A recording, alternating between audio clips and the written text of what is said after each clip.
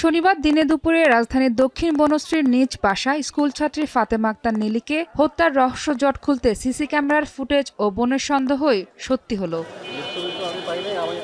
র্যাবের হাতে ধরা পড়েছে ফাতেমার বাবার মালিকানাধীন খাবার হোটেলের কর্মচারী মিলন মল্লিক। সিংগা এলাকায় অভিযান পরিচালনা করে হোটেল কর্মচারী মিলন মল্লিককে গ্রেফতার করা হয়। র্যাব বলছে, প্রাথমিক জিজ্ঞাসাবাদে হত্যার বিষয়ে স্বীকারোক্তি দিয়েছে মিলন। তার ভাষ্যমতে হোটেল মালিক সজীব মিয়ার ছোট মেয়ে ফাতেমার সঙ্গে তার 1 মাসের প্রেমের সম্পর্ক ছিল।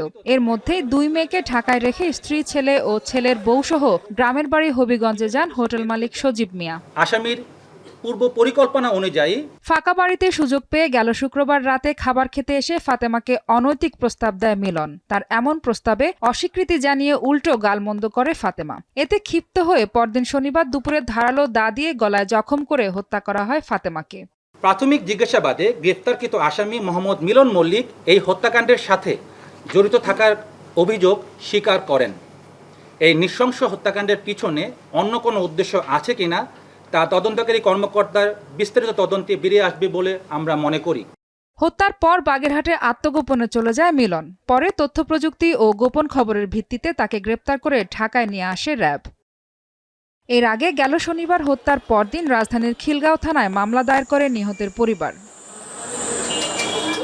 মাহফুজা বৃষ্টি, এখন ঢাকা।